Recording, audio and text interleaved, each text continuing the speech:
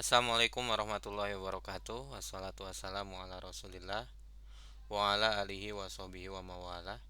Asyhadu an la ilaha illallah wahdahu la syarikalah wa asyhadu anna Muhammadan abduhu wa rasuluhu la nabiyya ba'dah. Amma ba'du, rabbi shrahli sadri wa yassirli amri wahlul 'uqdatam min lisani yafqahu qawli. Jamaah sahabat taklim dimanapun berada, bertemu lagi bersama saya Anwar di Taklim Ilmiah. Alhamdulillah, pada kesempatan kali ini kita akan melanjutkan kembali pembahasan kitab Al-Hikam, yang mana sekarang kita sudah sampai ke hikmah yang ke-8. Iza fataha laka wijhatam minat ta'arrufi falatubali ma'aha yang qala amaluka fa innahu ma fataha laka ila wa huwa yuridu ayat ta'arrafa ilahika. Alam ta'lam anna ta'arrufa huwa muriduhu alaika wal a'malu anta muhdiha ilaih. Wa aina ma tuhdihi ilaih mimma huwa muriduhu alaik.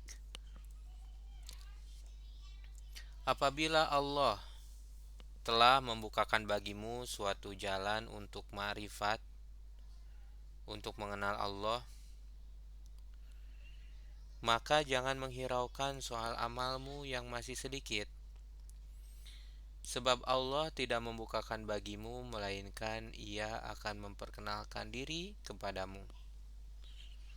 Tidakkah kau ketahui bahwa makrifat itu semata-mata pemberian karunia Allah kepadamu, sedang amal perbuatanmu hadiah daripadamu?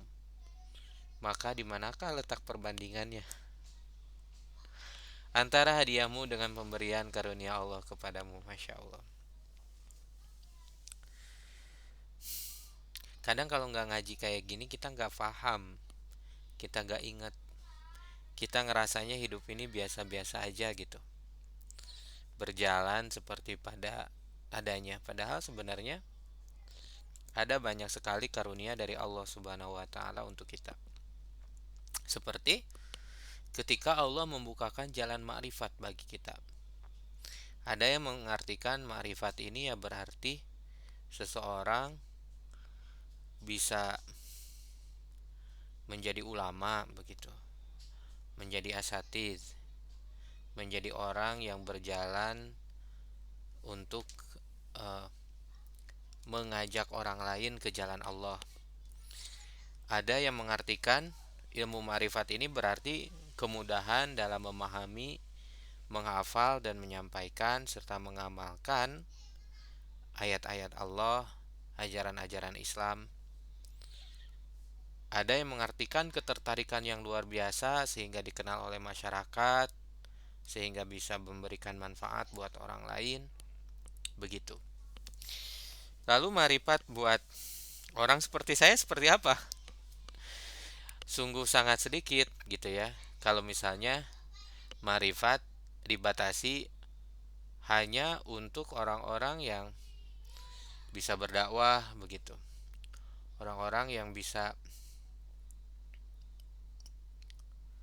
berceramah, mengajak orang lain, dijamin sudah terjamin kehidupannya dengan rezeki yang jalan tidak disangka-sangka. Sedangkan bagi kami, khususnya saya seorang karyawan yang untuk mengaji pun seringkali mesti menyempatkan waktu, kurang leluasa begitu.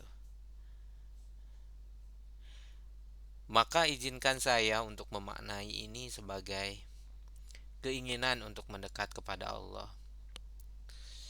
Meskipun sedikit gitu. Meskipun misalnya kita belum bisa sholat tepat waktu, misalnya, tetapi kita senantiasa ingat gitu sama Allah. Maka jangan lantas sedikitnya amal kita itu membuat kita rendah, berputus asa atas rahmat Allah begitu. Ketika kita ingat kepada Allah, segeralah bersyukur dengan nikmat itu. Ketika kita setelah bermaksiat misalnya, lalu ternyata Allah memberikan hidayahnya, petunjuknya kepada kita untuk bertaubat, maka jangan lantas, wah, saya mah udah nggak punya, saya mah udah malu, dosa saya banyak. Nggak gitu. Begitu Allah udah membukakan hati kita untuk bertaubat, manfaatkan itu. Begitu. Ketika misalnya kita lama nggak ngaji, lalu ada keinginan dalam hati untuk ngaji lagi, syukuri itu. Meskipun kita udah lama misalnya nggak ngaji. Dari mana? Saya berpendapat demikian karena menurut saya, masih menurut saya, karena kadang jujur saya agak susah gitu mengingat ini sumber materinya dari mana. Berbeda dengan Ustadz Adi Hidayat begitu. Tentu saja mungkin apa yang menurut saya ini, opini saya ini tuh salah gitu. Maka saya memohon kepada Allah, mudah-mudahan daya ingat saya bisa lebih baik, dosa saya bisa diampuni, sehingga pemahaman saya, hafalan saya bisa lebih baik. Jika boleh saya mengingat, mungkin andai di kepala saya langsung nyantol gitu satu hadis tentang keutamaan untuk bertobat ya. Memang perintah Allah seperti itu, ketika kita berdosa terus ingat kepada Allah, maka sebaiknya kita langsung bertaubat gitu. Tanpa ada keinginan merasa bahwa wah saya dosanya udah banyak, ataupun ketika ingin ngaji gitu, jangan sampai lantas wah saya mah udah lama gak ngaji ke sana. Jangan sampai ada bisikan itu dijadikan pertimbangan kita gitu. Jangan sampai itu tuh jadi bisikan yang meragukan kita untuk berbuat baik. Tentu mungkin ini ada salahnya. Oleh karena itu saya meminta eh, sahabat taklim dimanapun berada, silahkan untuk berkomentar jika misalnya ada yang kurang tepat. Marifat atau mengenal kepada Allah itu adalah puncak keuntungan seorang hamba. Maka apabila Tuhan telah membukakan bagimu suatu jalan untuk mengenal kepadanya, maka tidak usah kau hiraukan berapa banyak amal perbuatanmu, meskipun masih sangat sedikit amal kebaikanmu. Sebab marifat itu suatu karunia pemberian langsung dari Allah, maka ia sekali-kali tidak tergantung kepada banyak atau sedikitnya amal kebaikan. Ini adalah hadiah dari Allah begitu.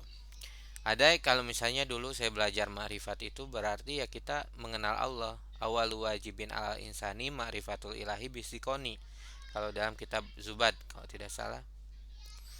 Jadi memang yang wajib dipelajari oleh seorang hamba ketika dia mukallaf, ketika dia balik dan berakal, adalah meyakini dan mengenal Tuhannya.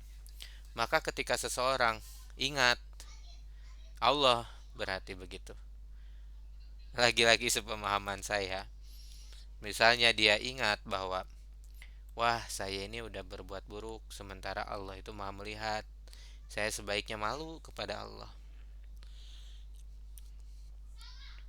Misalnya entah, atau misalnya seperti sekarang ketika saya pulang kerja, ya Allah saya dari pagi terlalu sibuk mencari nafkah sehingga zikir cuma sedikit, belum sempat baca buku, belum sempat untuk mengajarkan yang baik kepada anak-anak. Maka ketika kita badan udah sehat, hiburannya gitu, ketika mencari hiburan jangan jangan nyari sesuatu yang sia-sia. Cobalah alihkan kepada sesuatu yang bermanfaat seperti ngaji seperti ini gitu. Mudah-mudahan keinginan kita untuk ngaji pun itu udah menjadi jalan kita untuk bisa mendekat kepada Allah. Kadang ya, ya ini saya lah ya. Saya nggak tahu apa yang lain juga punya perasaan kayak gitu. Kadang ketika kita mau ngaji kayak gini, di kepala tuh kayak semacam muncul, ya apa manfaatnya gitu, toh nanti juga lupa lagi, toh kita nanti ber, apa sibuk lagi, atau misalnya ya siapa kita gitu. Ya niatkan kita untuk bukan karena orang lain dulu deh, untuk diri kita juga, untuk Allah gitu ya. Sambil jalan mudah-mudahan misalnya untuk orang lain ya saya kan belum bisa bermanfaat buat orang lain gitu dengan ilmu saya. Saya bukan ulama besar yang dengan kehadirannya mampu menginspirasi banyak orang gitu.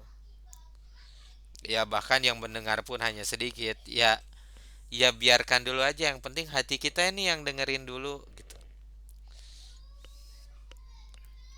Dan mudah-mudahan ketika kita menasihati diri kita, Allah tuh sayang sama kita. Ya syukur-syukur gitu ada yang dengerin. Sebab ini tuh hadiah dari Allah. Sedangkan ibadah kita itu hadiah dari kita gitu. Apakah itu layak diperbandingkan? Ya tidak gitu. Sungguh itu hadiah dari Allah, itu adalah karunia yang luar biasa. Maka jangan sampai kita mencepelekan apa yang sudah Allah berikan kepada kita berupa ma'rifat ini. Abu Hurairah radhiyallahu an berkata bahwa Rasulullah Shallallahu alaihi wasallam pernah bersabda, Allah Subhanahu wa taala berfirman, maka ini ada hadis qudsi, apabila aku mengunjungi hambaku yang beriman, kemudian ia tidak mengeluh kepada pengunjung-pengunjungnya, maka aku lepaskan ia dari ikatanku dan aku gantikan baginya daging dan darah yang lebih baik dari semula. Masya Allah. Allah tuh sayang banget loh sama kita. Kadang kalau lagi ngaji gini, berasa banget gitu sayangnya Allah sama kita. Karena kadang kalau lagi menghadapi permasalahan hidup itu, kita justru kadang ngerasa kayak,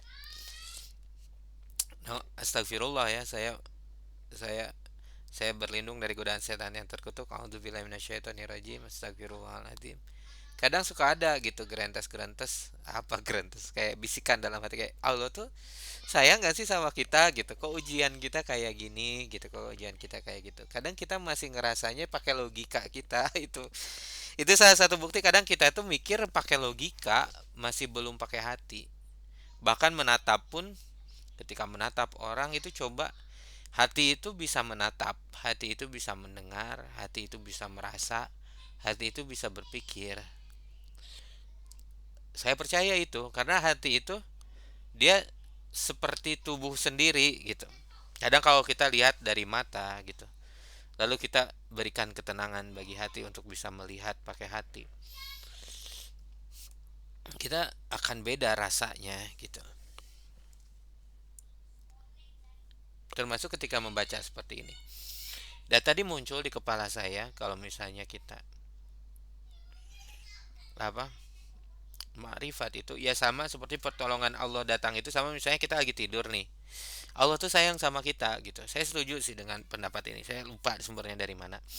Kayak kita lagi tidur gitu, terus kita tuh berasa eh, bangun aja tiba-tiba jam 3 jam 2 gitu. Dan kita nggak berterima kasih itu sama Allah. Kita yang keingetan tuh kalau misalnya saya gitu ketika drop gitu, ketika capek, yang keingetan ya, ya Allah capek ini gitu. Malah ingetnya badan sendiri aja, diri sendiri aja yang capek, pulang istirahat, istirahatnya telat gitu. Lupa bahwa kita tuh yang bangunin kita tuh siapa, lupa sama siapa yang bangunin kita. Sehingga kita nggak ngerasa bahwa itu tuh adalah sebuah hadiah.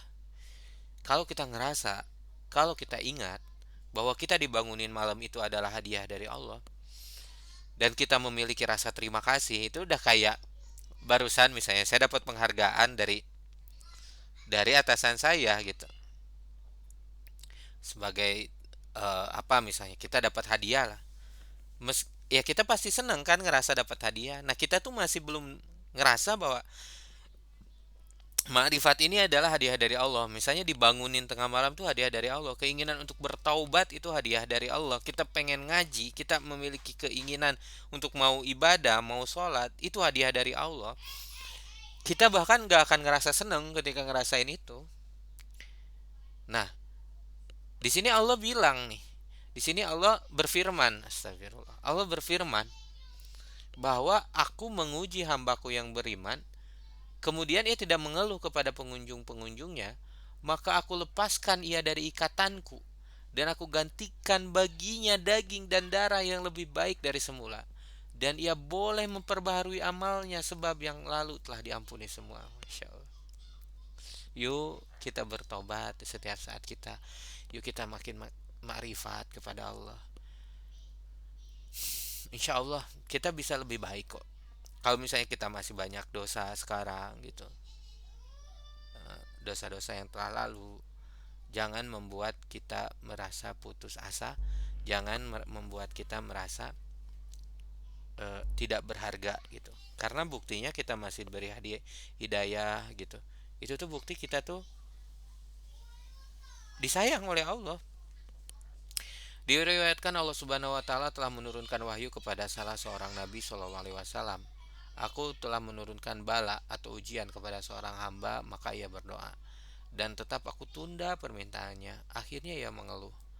Maka aku berkata kepadanya, hambaku, bagaimana aku akan melepaskan daripadamu rahmat yang justru bala itu mengandung rahmatku gitu. Bahkan ujian pun itu mengandung rahmat dari Allah untuk kita yang dalam kesulitan. Seandainya kita melihat itu adalah kasih sayang dari Allah, jangan lantas kita merasa bahwa itu tuh